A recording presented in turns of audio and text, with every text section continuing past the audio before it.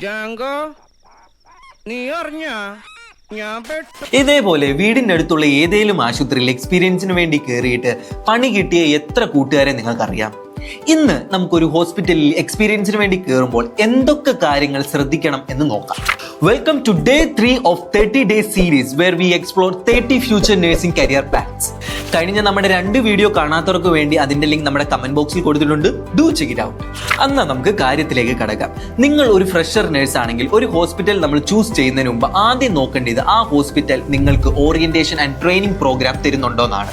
Orientation and training ലഭിക്കുന്നതിലൂടെ നിങ്ങൾ work എൻവയോൺമെന്റുമായിട്ട് കൂടുതൽ adapt ആവുകയും ഹോസ്പിറ്റൽ പോളിസീസ് ആൻഡ് പ്രൊസീജിയേഴ്സ് കൂടുതൽ മനസ്സിലാക്കാനും കഴിയും. രണ്ടാമതായി നമ്മൾ ശ്രദ്ധിക്കേണ്ടത് ഒരു ഹോസ്പിറ്റലിന്റെ നേഴ്സ് പേഷ്യന്റ് റേഷ്യോ ആണ്. നേഴ്സ് പേഷ്യന്റ് റേഷ്യോ ഏകദേശം 1:2 or 1:3 ആണെങ്കിൽ മാത്രം നിങ്ങൾ ആ ഹോസ്പിറ്റലിൽ ചേരുക, അല്ലെങ്കിൽ നിങ്ങളുടെ വർക്ക് ലോഡ് കൂടും. ഇനി നമ്മൾ ശ്രദ്ധിക്കേണ്ടത് ഒരു ഹോസ്പിറ്റലിന്റെ salary and over time policies ആണ്. ഒരു ഹോസ്പിറ്റൽ ഒരു ഫ്രഷർ നഴ്സസിന് എത്രമാത്രം സാലറി കൊടുക്കുന്നു, അതുമല്ല ഓവർ ടൈം പോളിസിയിലൂടെ അതിനും നമുക്ക് എത്ര സാലറി കിട്ടുന്നു എന്ന് ആദ്യം തന്നെ ചെക്ക് ചെയ്യുക.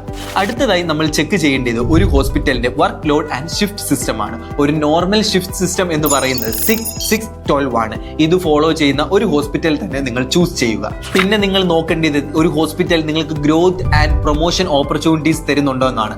അതായത് നിങ്ങൾക്ക് in service education and speciality trainings തരുന്നുണ്ടോ എന്ന് നിങ്ങൾ ശ്രദ്ധിക്കണം. അതേപോലെ തന്നെ നിങ്ങൾ ഒരു ഹോസ്പിറ്റൽ ചൂസ് ചെയ്യുമ്പോൾ അവരുടെ ബെഡ് ആൻഡ് സ്പെഷ്യാലിറ്റി തീർച്ചയായിട്ടും നോക്കിയിരിക്കണം. ബിക്കോസ് ബെഡ് ആൻഡ് സ്പെഷ്യാലിറ്റി ആയിരിക്കും നിങ്ങൾക്ക് എന്തുമാത്രം എക്സ്പോഷർ കിട്ടുന്നുണ്ട് എന്ന് തീരുമാനിക്കുന്നത്. റിമെമ്പർ, നിങ്ങളുടെ ഫസ്റ്റ് ഹോസ്പിറ്റൽ ആയിരിക്കും നിങ്ങളുടെ ഫൗണ്ടേഷൻ ആവുന്നത്. So choose wisely. അടുത്ത വീഡിയോയിൽ ഒരു ഹോസ്പിറ്റൽ ഇന്റർവ്യൂവിന് പോകുമ്പോൾ നിങ്ങൾ എന്തൊക്കെ ശ്രദ്ധിക്കണം എന്ന് ഡീറ്റെയിൽ ആയിട്ട് നമുക്ക് നോക്കാം. അതുവരെ സ്റ്റേ ട്യൂൺ. ബൈ.